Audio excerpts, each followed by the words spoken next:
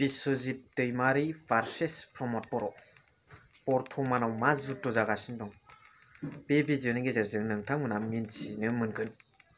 लोगोसे दिनै बिश्वजित दैमारी सारा एनडिएफबि बिथांमोननि थाखाय जाबादि आरो रन्जन दैमारीनि थाखाय जाबादि खामानि मावदों बेखौ इउपिपिएल दोलोनिफ्राय गोख्रों रावजों सोंखारिदों आरो जायफोर एक्स एनडिएफबि बिथांमोनाबो बिश्वजित दैमारी सारखौ गोख्रों रावजों सोंखारिदों।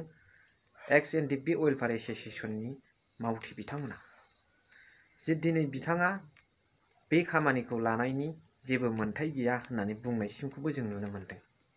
बिथोराव मा जादों, खार'ना मा, आरो बिथाङा थारैनो गावनि पलिटिकेल लाबालाबनि थाखाय बिश्वजित दैमारी सारा बे हाबाफारिखौ एक्स एनडिएफबि बिथांमोननि हाबाफारिखौ लोगोसे बर' हारिनि जाखिनि हाबा मावदों बेखौ गावनि राजखान्थियारि मुलाम्फानि थाखाय मावदों नामा?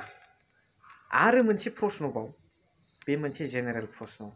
गासैबो पलिटिसियानफ्रानो गावबा गाव पलिटिक्सनि लाबालाबनि थाखाय खामानि मावो ना थैस' थांस' जाथिखौ हारिखौ साननानै आरो रायजो राजाफोरनि उन्नतिखौ साननानै खामानि मावो?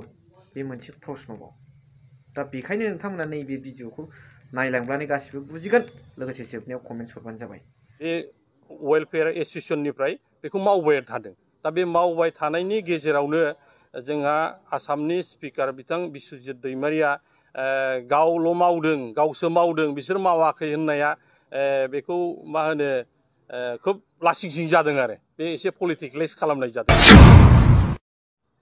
रिलेटेड जेसेबांखिनि इस्युसफोर दं बा केसफोर दङ बेखौ एक्स एनडिएफबिनि मावथिफोरानो दिनैसिमहालागै मावनानै फ्राय आधा आधि जोबफ्रामजोब्बाय।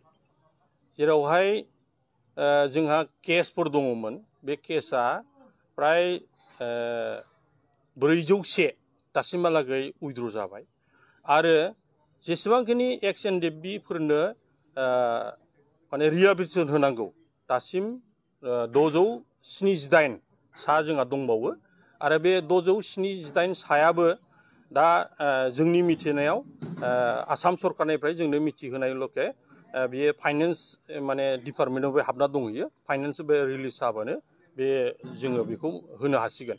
आरो बेजों लोगोसे जेसेबांखिनि एक्स ग्रेसियाफोर दं जायफ्रा दिनै भेरिफिकेसन जाबाय, भेरिफाइड जाबाय सरकारनिफ्राय, फ्राय बियो 400निबो बारा बे माने एक्स ग्रेसिया जों मोननो हाबाय आरो माखासेया दा अन भेरिफिकेसन जानानै दंबाय थायो आरो माखासे जायफ्रा भेरिफाइड जाबाय बिथांमोनखौबो होनायनि थाखाय जोंनो खोथा होदों।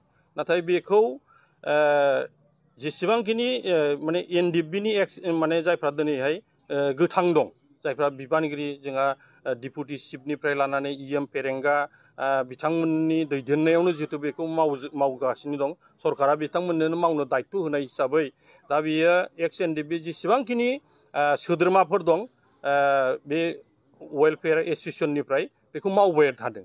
दा बे मावबाय थानायनि गेजेरावनो जोंहा आसामनि स्पिकार बिथां बिश्वजित दैमारीया गावल' मावदों, गावसो मावदों, बिसोर मावाखै होननाया बेखौ मा होनो खोब लासिंसिं जादों आरो बे एसे पलिटिकलाइज खालामनाय जादों बिथाङा।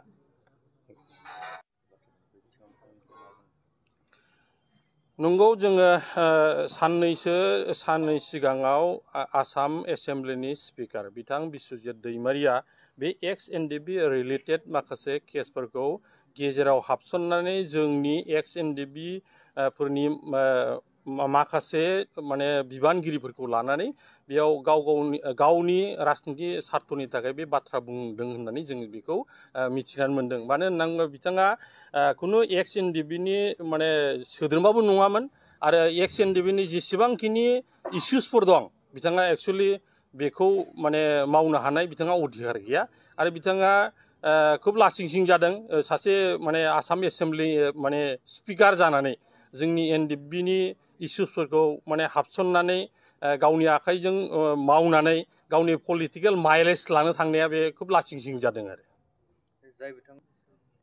नंगौ जाय एक्स एनडिबि बिथांमोनजों जायफोर दंहैयो बिसोर एक्स एनडिबिनि मावथिमोन नाथाय बिथांमोना पलिटिकेल इनक्लाइन जालांनायनि थाखाय पलिटिकेल बिथांमोना माने बिथांजों थांफानानै राजनिति माखासे मुलाम्फानि थाखाय बे खामानिखौ मावहैनायनि थाखायनो जों दिनै एक्स एनडिबि वेलफेयार एसोसिएशनखौ जों दिनै गोदानै पिउरलि जोङो एक्स एनडिबि रिलेटेड माखासे खामानिफोरखौ मावनो थाखाय जों दिनै बिबान लानो गोनां जादों।